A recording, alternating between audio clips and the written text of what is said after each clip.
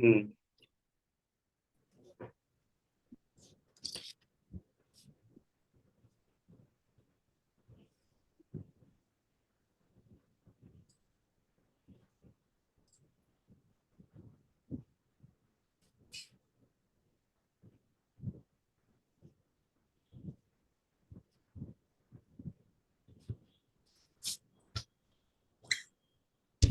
Even the recording is taking time.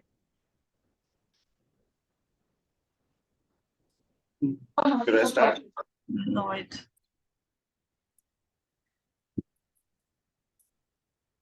Okay. It shows the recording sign. Yeah, go ahead. All right. Good evening, everyone. I apologize for the minor delay today. I'm new to ULAB and was unfamiliar with the technical issues. On the plus side, it provides our speaker more time to prepare. Regardless, thank you very much for joining us tonight for the 9th curriculum integration program presented by the Department of English and Humanities at the University of Liberal Arts, Bangladesh. My name is Dr. Abu Saleh Mohammad Rafi, and I'm really excited to organize this curriculum integration program on behalf of the Department of English and Humanities. The purpose of this curriculum integration program is to give our students an opportunity to generate creative projects that connect their course content with our real-world issue. We choose language weaponization as the theme for this 9th curriculum integration program and titled it as Language as a Power. I'll keep the intro short since we started late. So the curriculum integration program includes 2 forums where 2 experts in the field will discuss the concepts related to language weaponization to familiarize our students with the theme, its scope, and scale. Today is the 2nd forum focusing on literature, creative writing, and cultural studies streams. I'd like to thank Professor Shamsad Mortuza, the Special Advisor to Board of Trustees, University of Liberal Arts, Bangladesh, for accepting my invitation to talk at today's event. We are also joined by Associate Professor Arifa Ghani Rahman, Head, Department of English and Humanities, for delivering the welcome address. Just a few house rules before I invite Arifa ma'am. The event will last approximately 1 hour and 30 minutes and will be recorded. The recording will be posted on the department's YouTube channel. If you have any questions or comments, please join the Zoom chat during the presentation. We'll have a 30-minute networking session at the end, during which our speaker will respond to your questions from the chat box. So I'd like to request Arifa Madam now to deliver the welcome address. Thank you, Rafi. And again, to echo Rafi, I do apologize on behalf of the department for the delay in beginning this program. I know everyone has been waiting and I was getting emails, panic emails. So I hope that you have all been able to join in. I want to, first of all, thank Professor Shamsad Mortuza for doing this. And I think that all the students have been missing out on the kind of knowledge and information that Sir has in his repertoire. And I think that today's lecture or forum will show you or give you a glimpse into the kind of knowledge base he has and the wide variety of information he possesses in his diverse experiences. So, sir, without going on for too long, thank you so much for doing this, and over to you. So can you see my slides? Yes. All right, great. Okay, so thank you so much. This is going to be a follow-up to what, the last forum, so when we looked at language as a weapon from a linguistic perspective. So even though I'm supposed to look at the issue from the perspective of literature and culture studies, I will repeat some of the things. So just to recap and to reinforce some of the ideas that were shared and exchanged in the last forum, right? So just to recap again, so this is CI forum, and the purpose of this forum is to integrate this particular theme in the text, in the text that you are doing this term. I'll be very generic so that you have broad areas to tackle with, and then eventually hone into your specific courses. So language, as we know it, is not merely a tool for communication, but a powerful instrument that can shape societies, ideologies, and even the course of history. Language, in all its beauty and complexity, has been both a unifying force and a potent weapon throughout human history. So from Homer's Iliad to Salman Rushdie's knife, we have witnessed the transformative power of words. The English language, like other languages, has evolved over centuries, becoming a remarkable vehicle for expression, creativity, and connection. Now, it is the medium through which we convey our thoughts, emotions, and ideas. Now, for students of literature, it is a canvas upon which writers paint their stories and a medium through which poets sculpt their emotions. Now, at times, so they just not sculpt their emotions. They also use language as a weapon. And this phenomena that we have to turn this noun into a verb is relatively new. So only in the 1960s, so the US politicians started using this word weaponize and the eventual noun weaponization. So the story so far, from Forum 1, so what we have learned in the previous lecture. So the weaponization of language turns language into a weapon for achieving particular outcomes, often at the expense of truth, empathy, or constructive dialogue.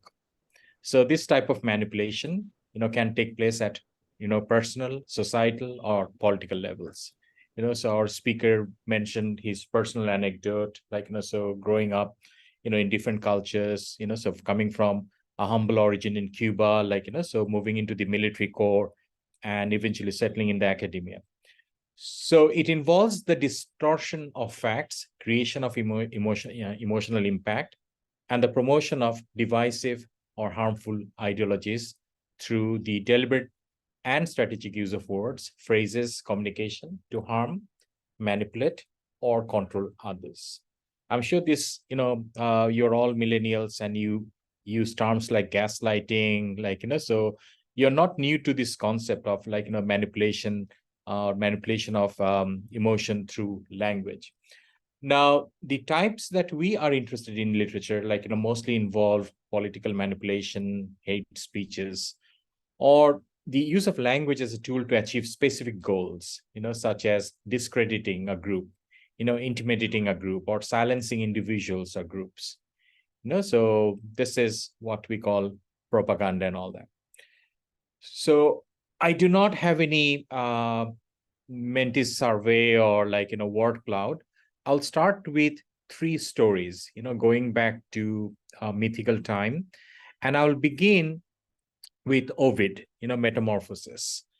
And in Metamorphosis, so one of the stories involves Cadmus, so who was looking for her, his sister, Europa, who was, taken away by Zeus, so in the shape of a cow. And Cadmus, starting from what used to be called Phoenicia, Lebanon, current day Lebanon, so was looking for his sister, eventually came to Greece in Thebes.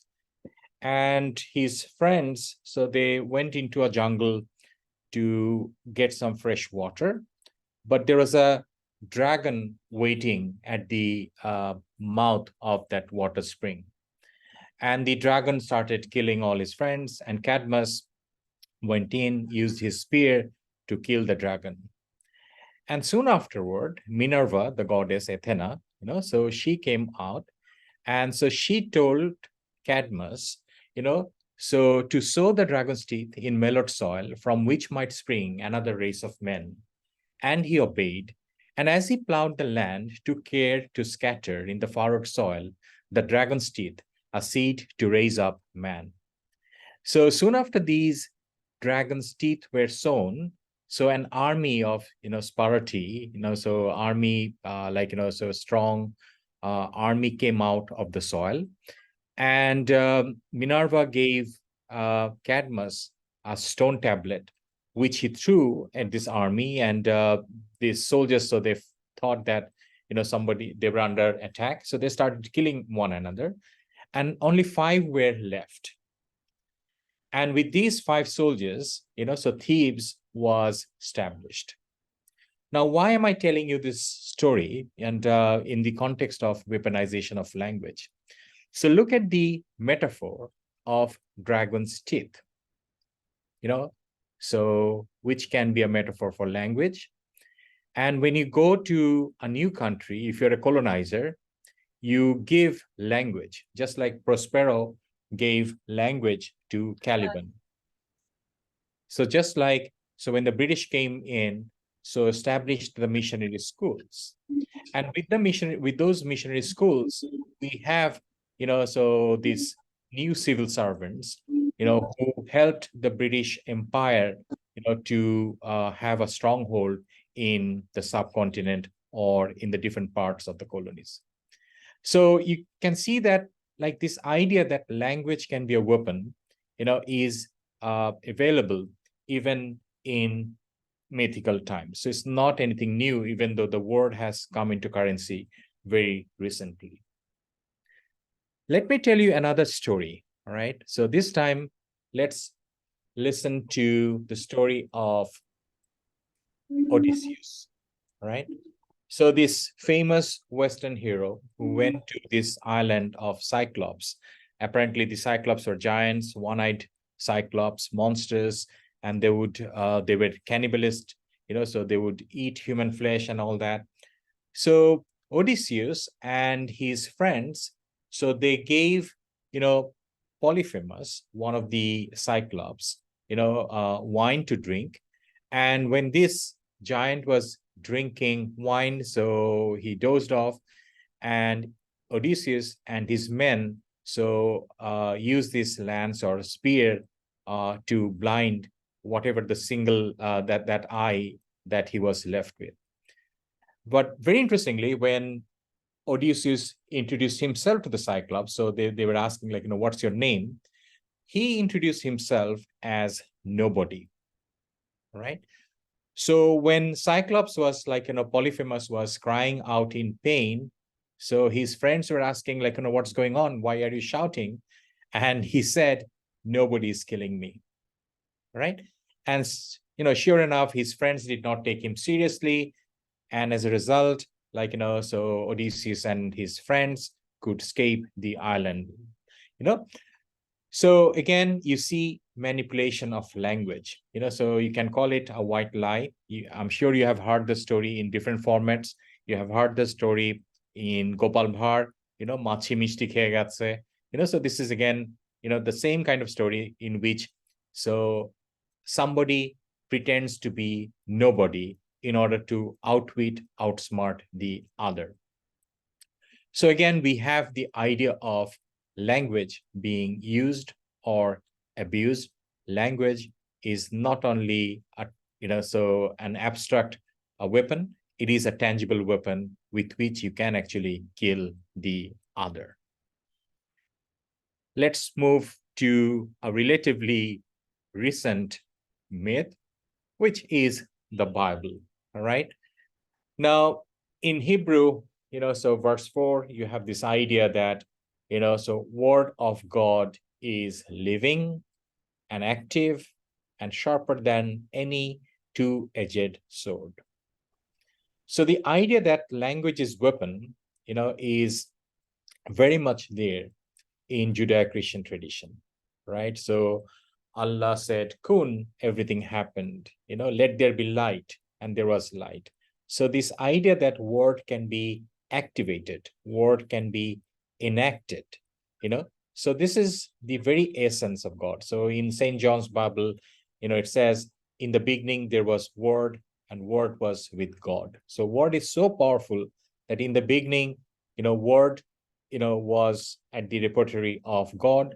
And when he said, let there be light, so everything came into light. So from darkness, we come to light, So again, word is powerful, and it is an instrument through which this entire universe is created. So another part of the Bible, Ecclesiastes, so it says that wisdom is better than weapons of war, but the sinner can so spoil the party. But the idea is that, wisdom is better than weapons of war. So why do you compare, wisdom, knowledge with weapons? So why this binary? So this is something that so when I was given this task, I kept on thinking that what are the relevances of this topic, to the way we approach words and we approach the world by extension. So one of the most prominent writers, who dealt with this issue is perhaps George Orwell, right? So he has written quite a few essays, pamphlets, journal articles, and of course his novel 1984. And Orwell, so writing, sorry, can you hear me? Yes, go ahead. All right. So Orwell, in writing for the Tribune in 1945, so he said that, so he was actually worried about the idea that English civilization is declining, and because of the decline of English civilization, so so even the English language is impacted, and that bad language is even found in the political rhetoric that was all around. So especially in 1945, you can understand the World War, and so he blames language for the war game. So this is a very interesting way of looking at the commotion. So he says that it is a commonplace that the history of civilization is largely the history of weapons. So when you look at Cadmus, when you look at Odysseus, even when you look at the Bible, so civilization, so it is actually a history of weapons. So that's why I started with those three mythical anecdotes. Now, in particular, the connection between the discovery of gunpowder and the overthrow of feudalism by the bourgeoisie has been pointed out over and over again. A complex weapon makes the strong stronger. So now you have, F-15, and you can see, people in Gaza with their, crude rocket missiles. So when you have a complex weapon, so you have a stronger civilization. So you have the Iron Dome. While a simple weapon, so long as there is no answer to it, gives claws to the weak. So you can just, so scratch someone with your claws, so with your weaker language.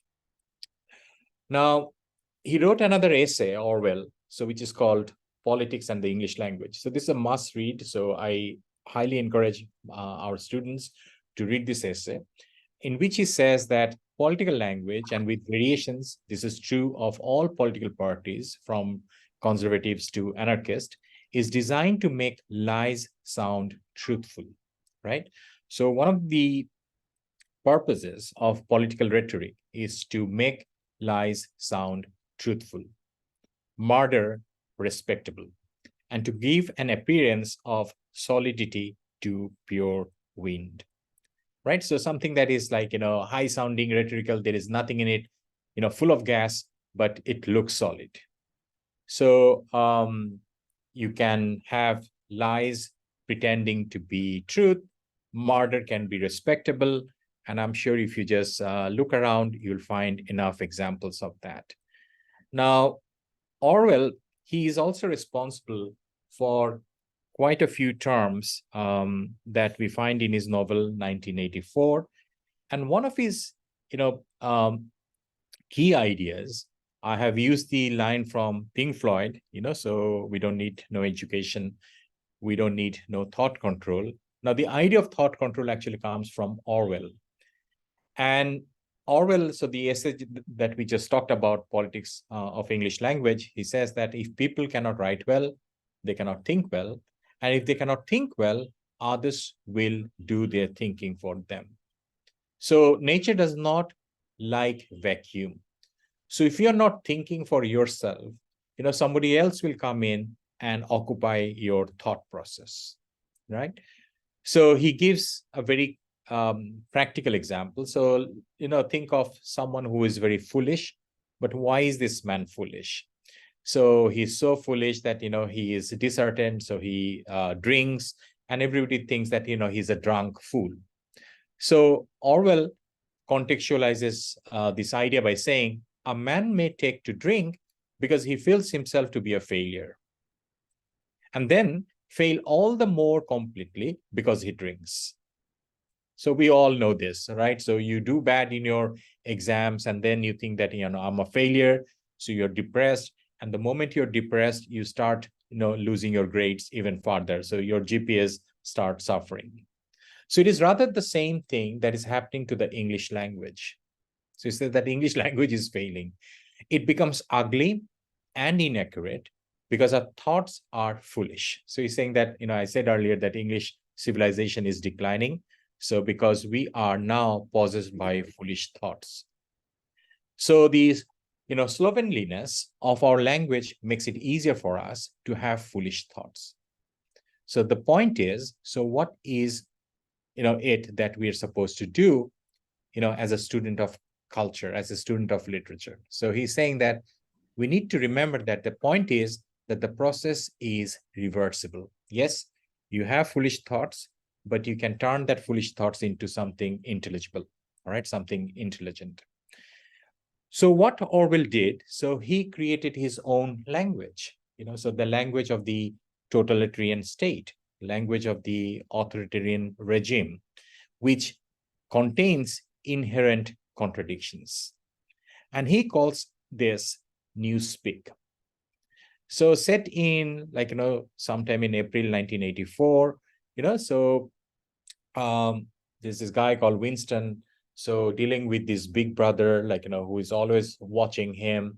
So he tells us about the different ministries through which the government is controlling its citizens.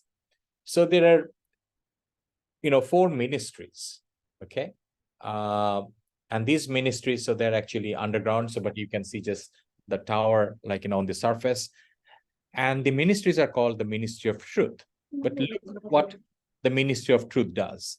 So the Ministry of Truth, which concerned itself with news, entertainment, education, and fine arts. Okay, fine. Ministry of Peace concerned itself with war. So you have peace, but they deal with war. So you have truth dealing with entertainment, all right, as if truth is a commodity, that is supposed to entertain. But what kind of education and fine arts, we do not know. And then we have the Ministry of Love, which maintained law and order. So again, so what is the connection between love and law and order? So you can understand the inherent contradictions. And the Ministry of Plenty. So, and they were responsible for economic affairs. Now, in newspeak, so they try to make it minimum, so that they try to give it a new name, so that, so the original purpose of the language and the term is lost. So with the new identity, so you tend to lose the validity, of your original intention. So Ministry of Truth becomes mini-true. Ministry of Peace becomes mini-pax. Ministry of Love becomes mini-love. And Ministry of Plenty becomes mini-plenty. So notice the irony. So the true becomes mini-true, right? Mini-true. So how truth is trivialized, right? Love is trivialized. Plenty is trivialized. Peace is trivialized. So everything is trivialized because of the change in language. And this language is called newspeak. So this is the new kind of speak. So it's almost like we are writing LOL for laughing out loud, ROFL, OMG. So when you say OMG, so look how we trivialize God, oh my God. So God is nothing but a G. And so G, so it's like a G force, so whatever you want to call it. So this kind of idea that, suddenly, so you trivialize language, so you slight the purpose of language, you manipulate the language, and once you do that, so for example, there was a survey in the States, I do not know the exact number, but most of the school kids in the US said Jesus was a swear word, right? So when you use Jesus as a swear word, like instead of shit, so you say Jesus, and eventually you do not think of Jesus as a prophet. So the first thing that comes to mind is that Jesus is a swear word, right? So you say when you are angry, when you're mad, when you're disturbed, so it has nothing to do with the spiritual connotation of Jesus Christ, right? So when you reduce language, so when we deviate language from its original purpose, so you get to this mini true, mini pax, mini love, mini plenty. So language can be manipulated. And once you do that, so just like when you sharpen a piece of wood, it becomes a weapon. So by narrowing the scope of language, sharpening the scope of language, you can turn a weapon out of it, right? So that's exactly what Orwell is reminding us of. So what is this newspeak? So newspeak is, or newspeak, so it is a propaganda. So language marked by euphemism, so circumlocution and the inversion of customary meanings, right? So what is that? Say, for example, in newspeak or newspeak, so war is peace, freedom is slavery, ignorance is strength, right? And there is this big brother watching you. So in 1984, so in the novel, we get this line, don't you see that the whole aim of newspeak is to narrow the range of thought? So why do you need this language? Why do you need to revise the scope of language? So you're trying to narrow the range of thought. In the end, we shall make thought crime literally impossible, right? So this whole idea that even if you're thinking, so somebody will come and catch you. So just like, say, Google, you're typing something and immediately, so the state surveillance system knows. So if you just type, oh, how to make a bomb. So immediately, like, FBI, CIA, NSI, like, all the secret services will know that, so somewhere, like, so at ULAB, somebody is thinking of building a bomb, right? So that is a thought crime. So you have not, created a bomb, but you have thought about it because you're typing, and immediately you will come under surveillance. So this idea of newspeak, like, so the way, like, language is being minimized, so you will not be able to think about big things anymore. You will not be able to think about crime anymore. So literally, thought crime will be impossible. So that is a utopian thing that Orwell was thinking, that in 1984, so it's writing in 1945, so he thought that maybe by 1984, we will be living in a world where there will not be any thought crime because we have changed language. Why? Because there will be no words in which to express it. So it's almost like those of you who have read Gulliver's Travels, so in the land of Winims, so the horses, so they do not have the word for lying. They do not have word for death. So for them, death does not exist.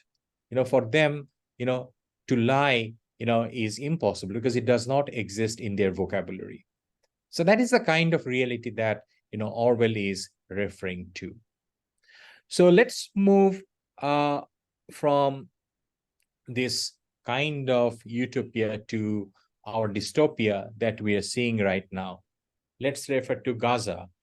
Say, for example, the Israeli defense minister, so Yoav Gallant said that we are fighting human animals, right? So because they're fighting human animals, so they have every right to destroy the entire habitation of Gaza Strip, right? So why they are saying it? So just like, see, if you think that there is a snake in a hole, so you can pour hot water and kill that snake, right? If you have termites, you can pour like hot tar and kill them. So just like the BJP president Amit Shah, referred to our Bangladeshi immigrants in Assam saying that Bangladeshis are termites, right? Or Donald Trump talked about the Syrian refugees, so as snakes. So remember, so Professor Herrera also talked about this dehumanization. So in order to oppress the other, right? So you use language to turn human beings into non-humans. So that is dehumanization. And once you dehumanize, so with language, it is easier to oppress. And the oppress is not necessarily something abstract. It is not only rhetorical. The oppression can be very much real. So let us look at some more examples of how this happens in the real world. So this is a quote from a Rwandan psychiatrist, and he said that words have killed my country. So what he means by that, so he was referring, so he himself was a Tutsi. And as a Tutsi, his friends, from other tribes would, jokingly call each other snake, cockroach, things like that. All right. So in the playground, so you're a cockroach, you're a snake, so that was used jokingly. But, the toxic effect changed drastically and spread across the country like a virus. But once the civil war broke out, so this idea that my fellow tribe is a cockroach, my fellow tribe is nothing but a snake. So that gives you or empowers you, to kill the other or annihilate the other. And that resulted in a genocide, right? So it's just not like, nasty names. So these words primed some Rwandan citizens to take action and kill those who were once their neighbors, right? So when you look at partition literature, so you'll find these, examples in aplenty, right? So this idea of dehumanizing the other, calling names. And once you do that, you slight the existence of the other. And the toxicity is so strong that it can kill the other. This idea, that you have this absurd situation, and from absurdity, you come to a form of atrocity. So this was, mentioned by Voltaire. So those who can make you believe, absurdities can make you commit atrocities. So this idea that a man can become a cockroach, man can become a snake, man can become a termite. So that kind of absurd idea that you have seen, so in Metamorphosis of Kafka, so Gregor Samsa becoming a bug, one day. So that kind of absurdity can actually lead to some form of atrocities. So this idea that no government system is more skilled at weaponizing the language than a psychopathic regime. So if you have a psychopathic regime, say someone like Kim Jong in North Korea or Duterte in Philippines. So Duterte is going after all drug addicts, so killing them like stray dogs. So in every regime control structure, so there are 4 layers of linguistic and perceptual brainwashing.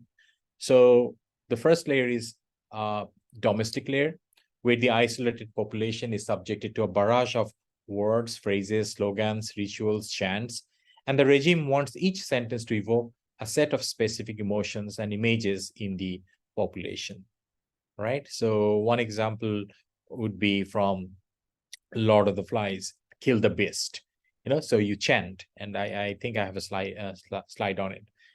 And then, if you go to the elite layer, so the elites, are in charge of forming the narrative, so you have found it in Animal Farm, so which often involves a cult of superhuman personality, right? So the elites ensure that there is only one acceptable narrative in a country they control. And so you have the 10 commandments kind of thing, in Animal Farm. No regime can survive without an imposed narrative uniting the military, economy, intelligence network, science, and whatever else is critical to the regime survival under a single rule. Then you have the international aspect of it. So how the diplomatic parlay goes on from one nation to the other. So that's the, how to establish an official narrative. So this whole idea of, say, for example, democracy and development, so the debate that we're having, so as if, United States and the West, so they represent the free world, and then you have the modernization development agenda, projected by some autocratic regime, like China and other places.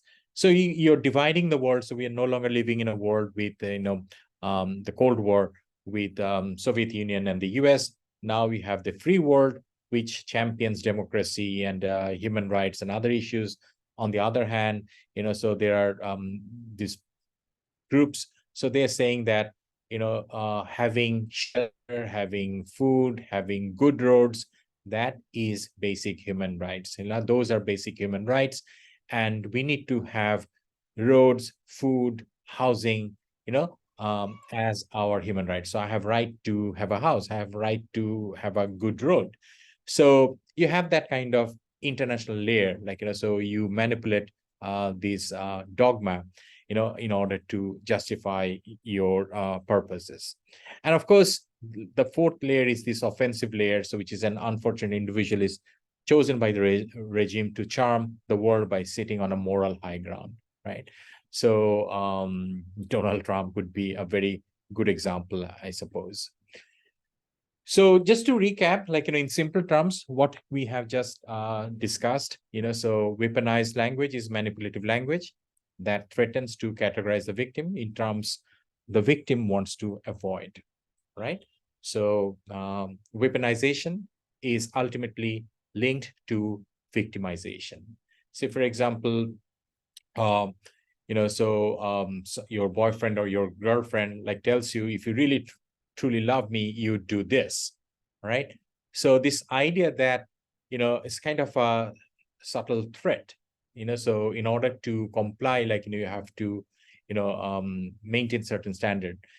Or so this can be used at a societal or a group or a gang level. So the victims are threatened with being categorized in any number of ways that would lead to ostracism. So if you're not with us, so if you want to be with us, Hail Hitler, so you want to be Nazis, so if you want to be KKK, all right, so if you want to be a communist, racist, so feminazi, homophobic, so you identify if you truly loved me, you would do this. So even as a group, okay, if you truly love me, okay, so if you want to be this woke culture, so this is what you need to do. So if you want to be part of this woke culture, okay, let's go and paint Mona Lisa in Louvre Museum, right?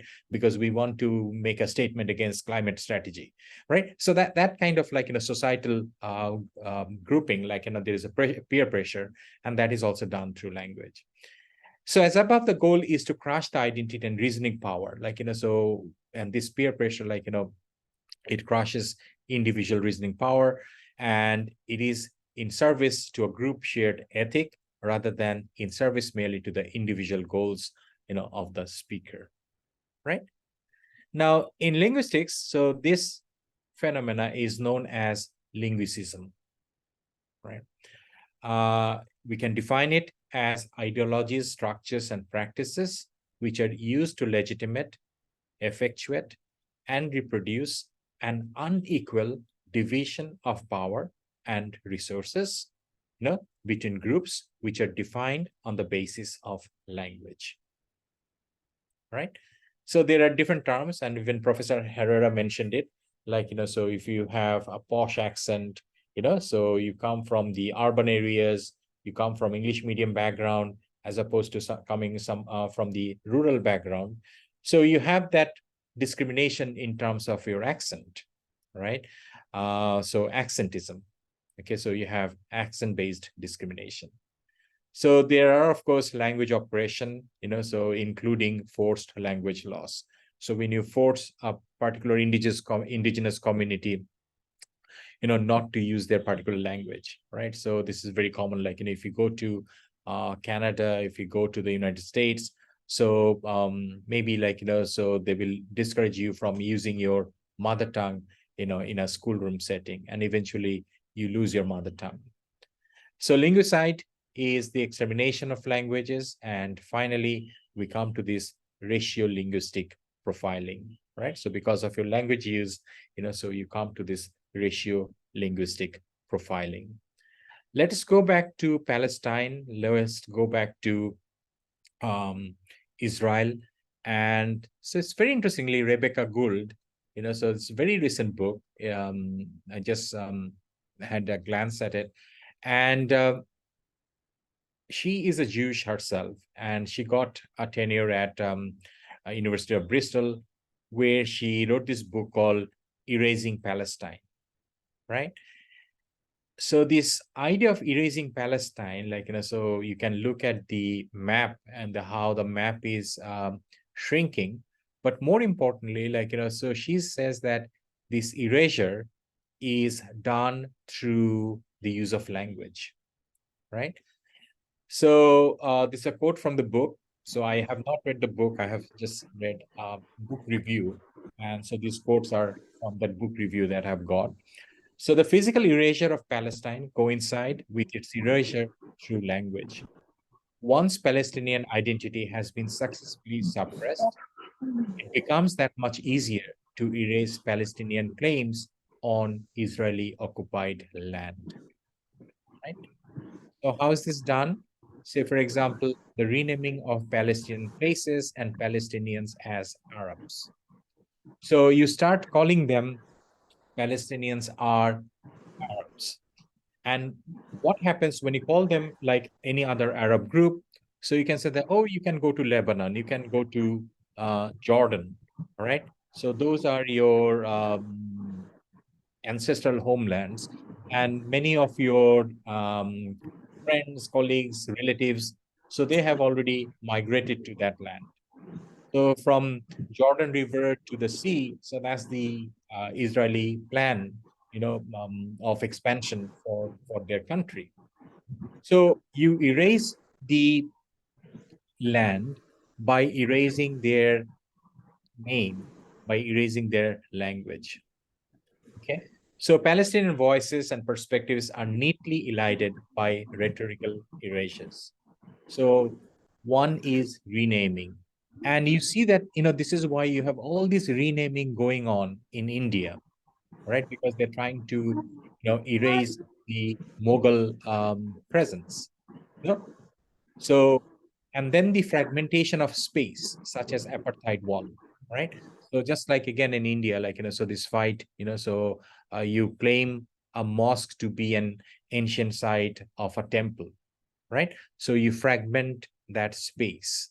And finally, you have the censorship of Palestinian voices. Like the moment you try to say something, oh, you're anti-Semitic, like, don't you know about Holocaust? So they have this international Holocaust memory definition. So if you deny Holocaust, you are anti-Semitic, right? And you have this international sanction coming in. So they do it, so they censor Palestinian voices by, privileging the Holocaust memory. So again, you have the power of language. So what do we do? So again, this is from Rebecca Gould, and saying that language, therefore, must be the medium through which resistance takes place. So if you're being sidelined through language, so your resistance should come from language as well. Now I will move to Toni Morrison. And so she basically summarizes what we have just discussed in a wonderful, wonderful, Nobel acceptance speech.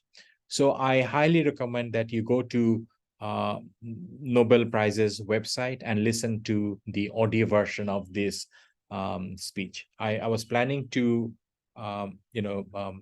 play it here, but in the interest of time, I cannot. But please listen to this speech. And Toni Morrison's, so the language that we have just characterized, so she characterized this type of language as oppressive language. And she says, so she has also an essay called War Talk. So this is the book where you find the essay called War Talk. So I use that title from another essay. But in the Nobel acceptance speech, she says, oppressive language does more than represent violence. It is violence. So look at the difference. Representation of violence and it is violence. So when you use, a slur, it is violence. It is not representation of violence. It is violence. Does more than represent the limits of language. It limits language. So it's not the extent. I think Professor Herrera was also mentioning this. So whether it is obscuring state language or the Fox language, mindless media, whether it is the proud but calcified language of the academy, commodity-driven language of science, whether it is malign language of law without ethics, language designed for the estrangement of minorities, hiding its racist plunder in its literary cheek, it must be rejected, altered, and exposed. So whenever you have, oppressive language, so as a student of literature and culture, our duty is to reject, alter, and expose that, oppression.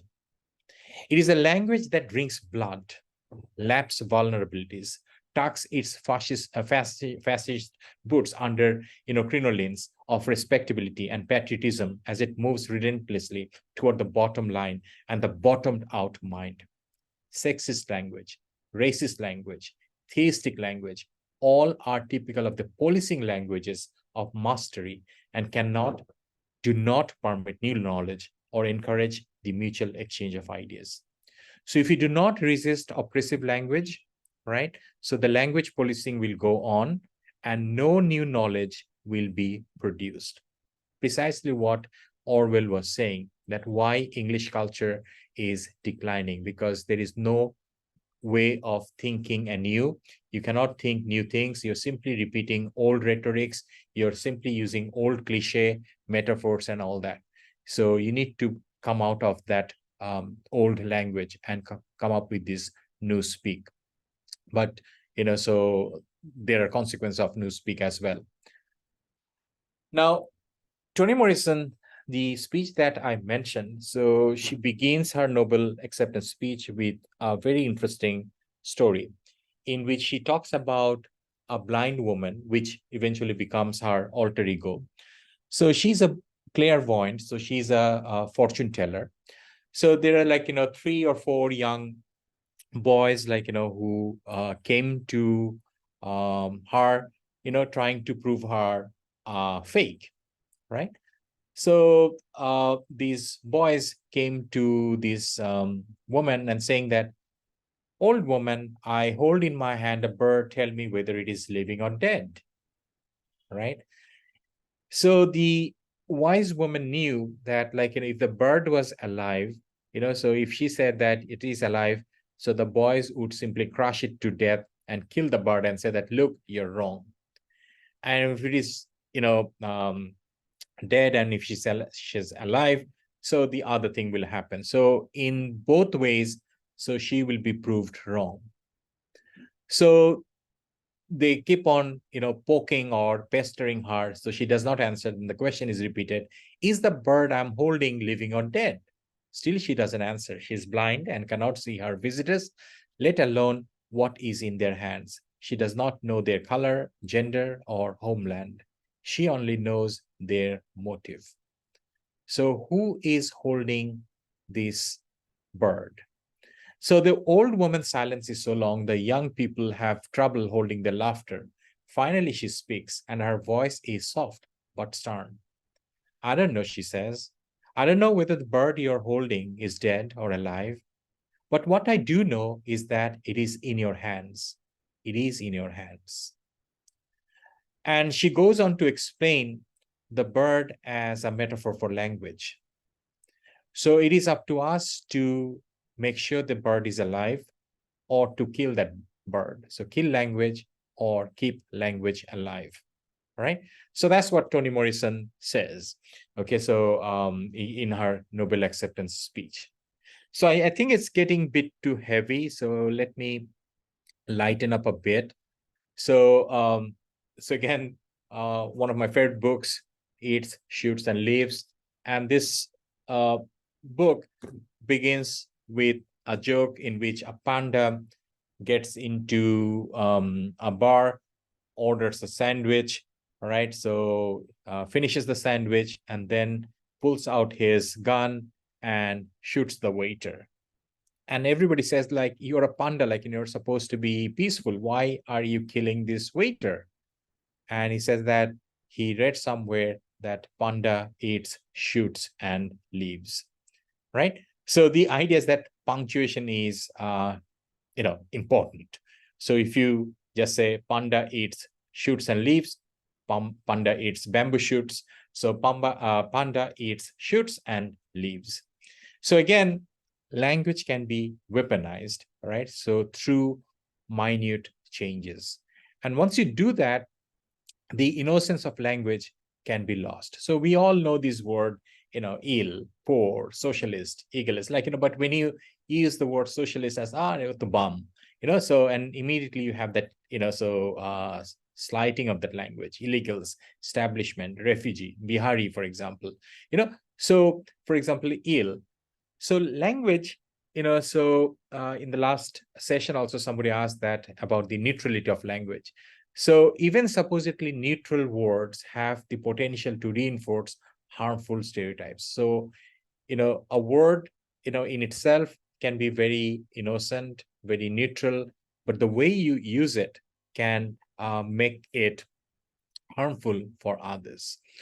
One great example we all know, came during this pandemic, so WHO, so named the pandemic as COVID-19, but immediately afterwards, people started calling it China virus, Wuhan virus, because that was the origin of the virus, right? But once, people realize that this is no longer a Chinese problem, this is a world problem, global problem. And so they started blaming racial profiling the Chinese people. And there were quite a few attacks on the Chinese in the United States because they were thought dirty, they were thought unclean, they were thought as the source of the disease. So the human being suddenly becomes the germs. So the vector, the virus carrier, becomes the virus itself, right? So, say, for example, if you have dengue, people will not kill you because you're carrying the germ, but if you're sneezing, and people will just run away because you're spreading germ.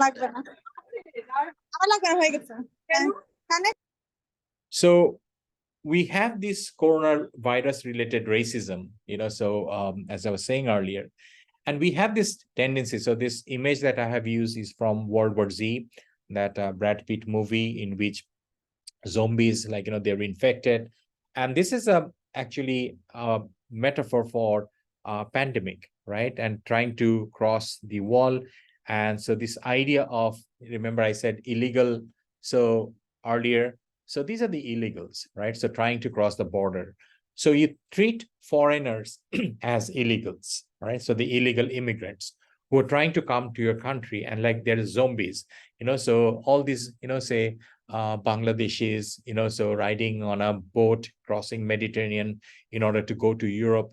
So the Europeans would consider them as nothing but pests, nothing but insects, so they would allow them to die in the middle of the ocean without giving them any shelter, so this idea that, any foreigner is like a germ, because you have body and the germ comes outside of the body, so, and which creates antibody, right? So the Americans, so the Mexican Wall and other places, so they have a long and unhealthy history of associating germs with the idea of being foreign. So the long-held stereotype of unclean immigrants. So the immigrants are nothing but unclean, right? So you can think of the Rohingyas, and so the kind of, so ideas that, so they're rapists, so they're doing violent things, so they're giving birth to so many children. So the stereotypes, so, and this idea that they have imported germs from strange places, resulting in invasive, public health practices before immigrants were allowed to enter the country, right? So disease is linked with criminality, poverty, addiction, immoral behavior, so maybe so they're bringing in left-oriented ideas.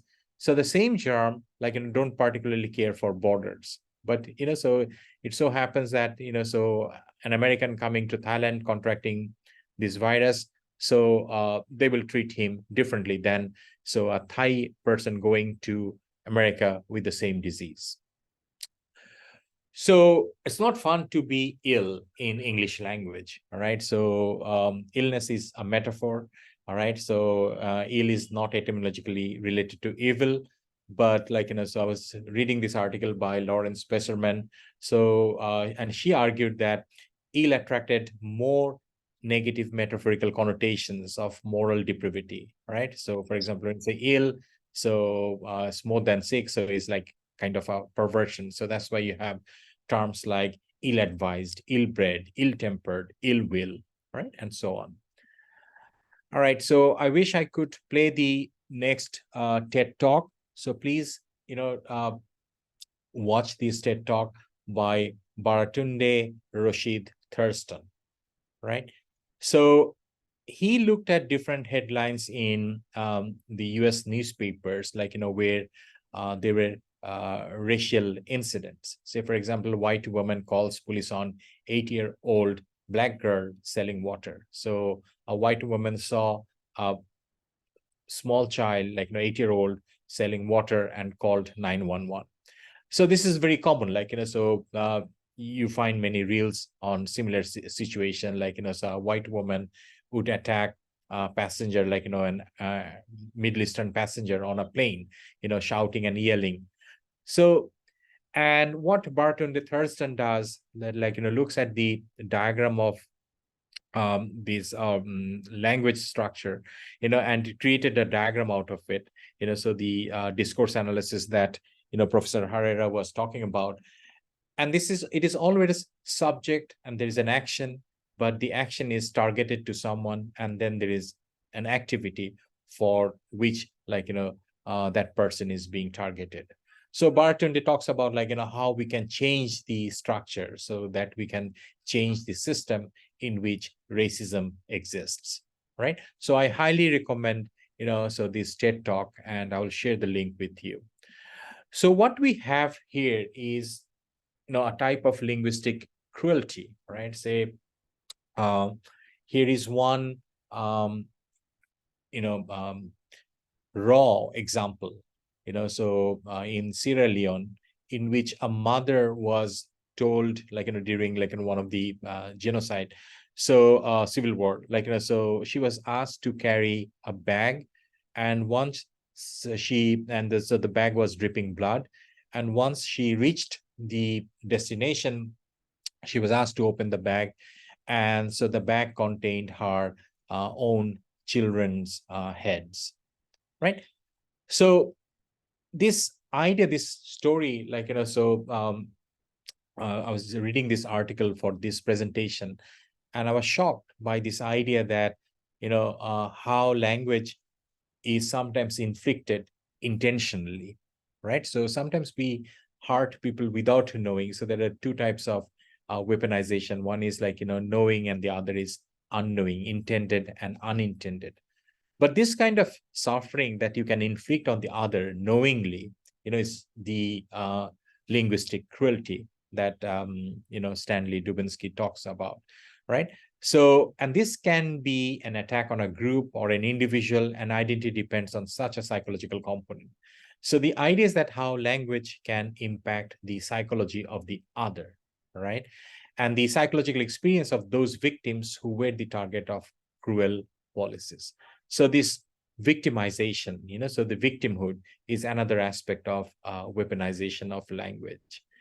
I'm sure you have all read Lord of the Flies, so this idea, this Beelzebub, so where through language, so they created so this bestial figure Beelzebub into their own lord, right?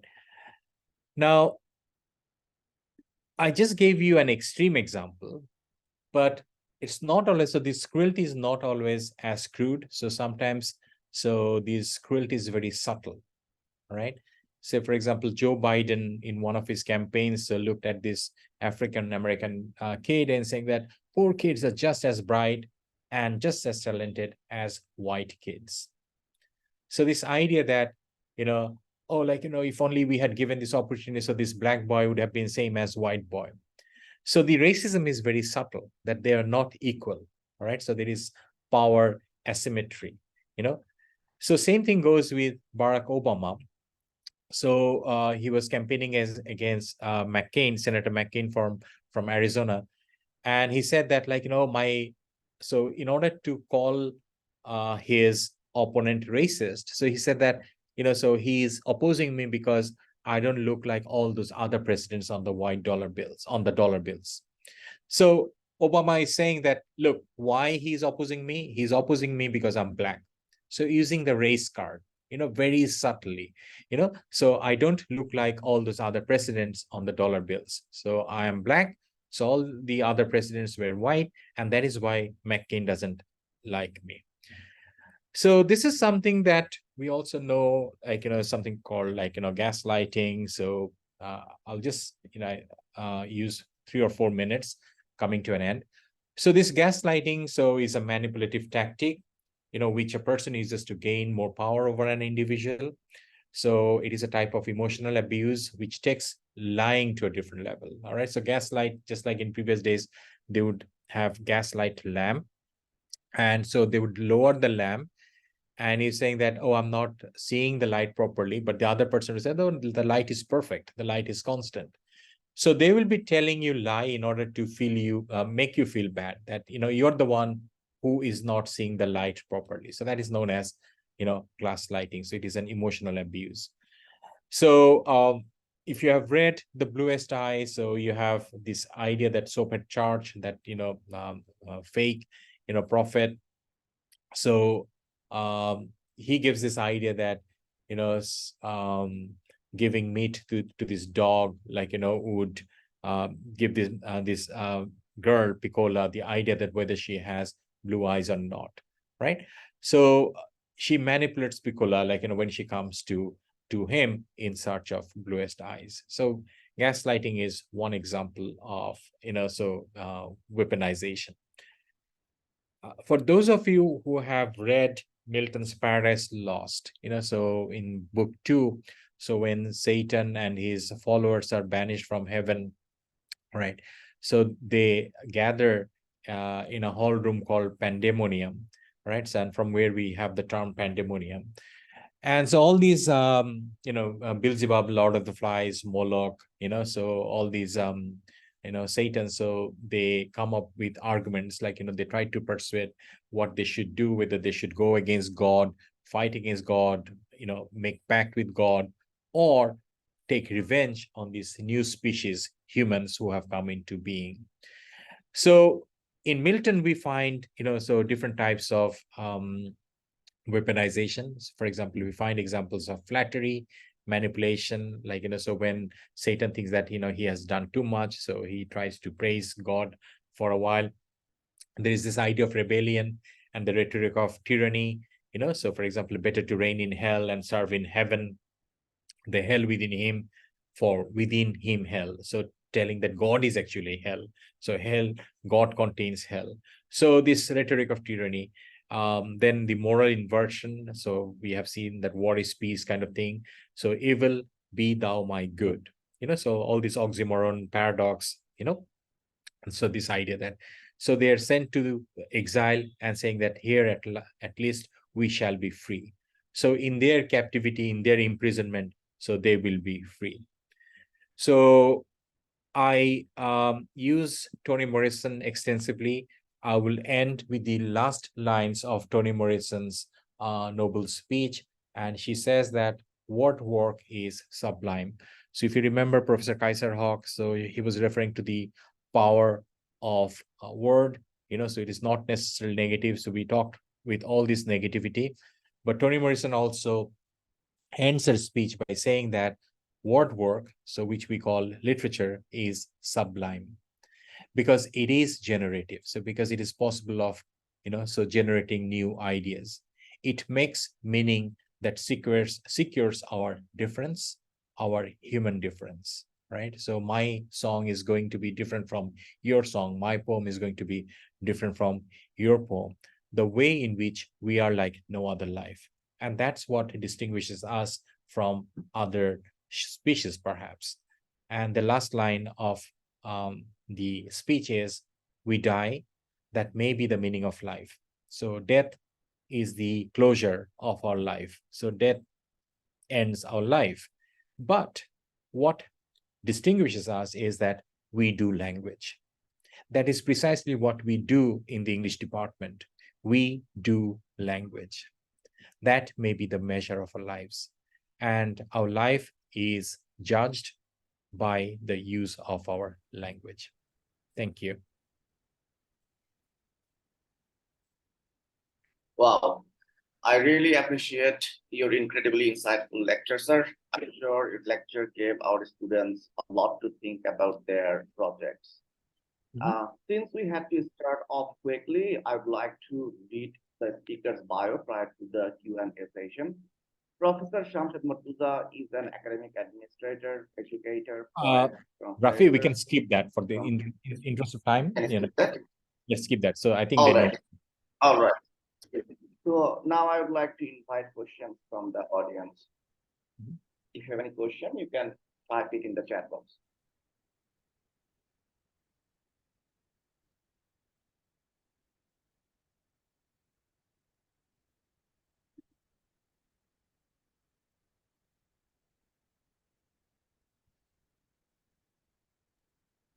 If anyone has a question, you can turn your microphone on and speak.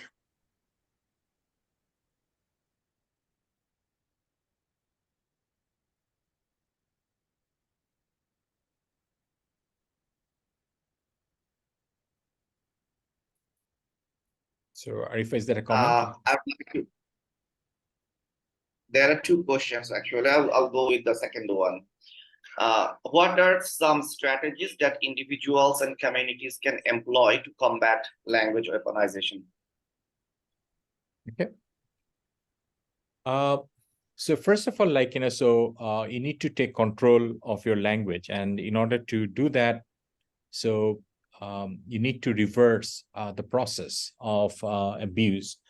And so you need to tell your own stories. So if you look at all the retellings nowadays, say, for example, in fairy tales, if you think that, historic wrong has been done and you want to right that wrong, so either you go to the other extent to shock the reader, to give them a jolt, to remind them this is not the whole truth, the alternative truth is possible, right? So this is one way of doing it. But the most important thing is to do your homework. All right, so to do your research. If you just use emotive language, if you just use emotional language because some historic wrong has been done, nobody will take you seriously, right? So just to give you a real life experience, say, for example, this Israel-Palestine conflict. So most of the times, Palestinian tried to portray the victimhood, saying that they have been historically wrong, they have been dispossessed. But what the Israelis did, so they used the Holocaust memory and also using the Bible, which precedes the Quran, to claim, Temple Mount, Al-Aqsa Mosque. So they used archaeology. So they used knowledge to justify their presence. So in order to counter that argument, so you need to come up with historic and archaeological and political discourse. And at the same time, you need to be aware of international laws, diplomacy, and whatnot. So you need to have the power of rhetoric, so your communication skills. So these are the ways, I think, you can redress some of the historic wrongs. Thank you, sir.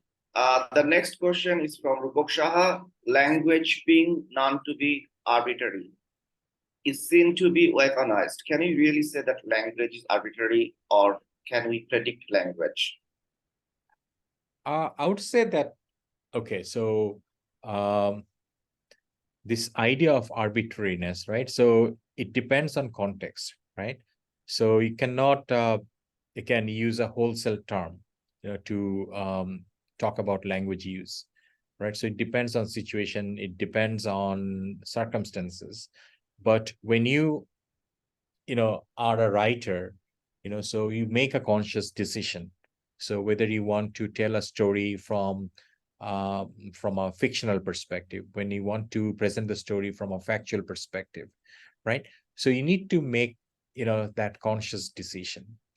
But then again, like, so if you have an agenda, if you want to prove something, like, with some sort of agenda, then you have, have another pool to look at, I suppose.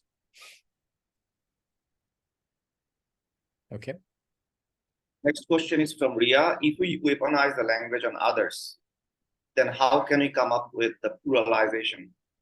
Okay, so I think there's a political question, but yeah, so Nahin Taba says, illegitimate regime. So maybe, because of the, what did they call it? Digital Security Act, we will not get into that, but I will refer to your second part of the question. So for example, when you create a discourse of progress, when you create a discourse of, so development is more important. I actually hinted at that idea, right? So this development versus democracy. So yes, it is a very important concept that, and it is being weaponized. So it is weaponized by both groups, so yeah. So I'm thinking of Pinaki, and like, so how he uses the word Joy Bangla, for example, right? So you say, like, so Joy Bangla is, like, weaponized by both camps, because so the present government, like, focuses on the spirit of liberation. So, and that was the central slogan of our liberation war. And then, like, so Pinaki so is deconstructing the idea of Joy Bangla by, saying that, Joy Bangla kore dise, like, reserve Joy Bangla kore dise, like, so when you say something like that, so you're actually, giving the reader a shock, and that shock that I mentioned earlier is almost like the avant-garde, so who benefits by jolting the audience, so that you're forced to rethink that the truth that I used to know is not the only truth. An alternative is possible.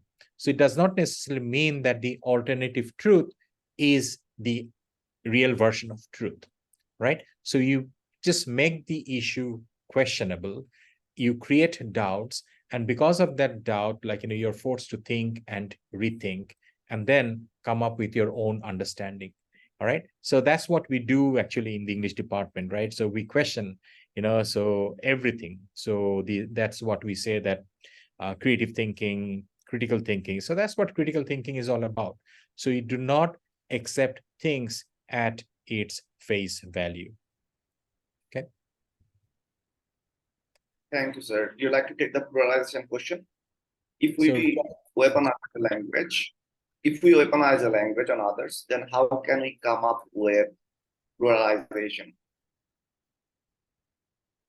It's a very interesting question. So I don't know. I have an answer to that. Maybe, Rafi is the right person to answer that. But this idea of pluralization, because when we talk about celebration of diversity, when you talk about celebration of plurality, like, so you have this International Mother Tongue Day or Mother Language Day now, right? So 21 February does not belong to us, it belongs to the whole world. Yeah, I think that would be a good example of, right? So even 21 February is weaponized because you make a local event international, so a local event becoming global. Okay, good question, right? I'll take the next question. Why do scholars with the ability to appropriately manipulate language choose to be derogatory? As an example, Dawkins' refusal to accept trans identities and so on. You know what, like, again, we should not look at the world in monolithic term, like, as if there is one single version. So the beauty of humanity is that we have these differences. So if everybody, like, agreed to one term, like, so that would make world a very boring place. So I think, like, refusal is also part of the discourse, and so acceptance, just like acceptance. So the dialectic of acceptance and refusal makes things interesting. So yes, so there will be people who would, appreciate trans identity, but historically, like, we have resistance to those identities. times are changing, and now we have new understanding. Maybe these ideas would change, down the road, who knows? Yeah. The last question posted here: how does the weaponization of language in eco-criticism impact the portrayal of environmental conflicts and the urgency for change? This is a great question. Say, for example, you don't hear the term globalization anymore, right? So you hear the term global warming anymore. You hear the term climate change, So again, the intensity of global warming, because the West is responsible for global warming. So they shift the focus to all this funding, all these, that is coming from the global North.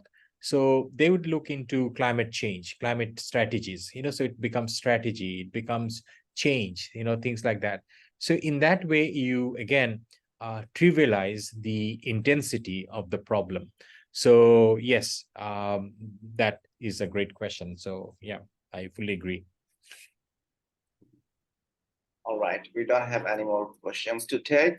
So I would like to thank the students for the great questions and also the responses from the speaker. Those are very rich. So to wrap up the program, I would like to thank everyone who contributed to the success of today's program, including our distinguished speaker, academic and administrative personnel, teaching assistants and students. I can say that both of our speakers did a fantastic job of bringing these issues of language weaponization to our students across the fields of language, linguistics, literature, and cultural studies. I definitely can't wait to see some awesome student projects on language weaponization by the end of the semester. So goodbye until then. Have a good rest of your evening. Thank you, everyone. Okay, thank you, everyone. Thank you for staying back, and I hope it was helpful, right? Thank you, sir. I think you delivered as I promised. What did you promise? I don't know. What was the promise? Wealth of knowledge and the wide variety of. You weaponize your promise?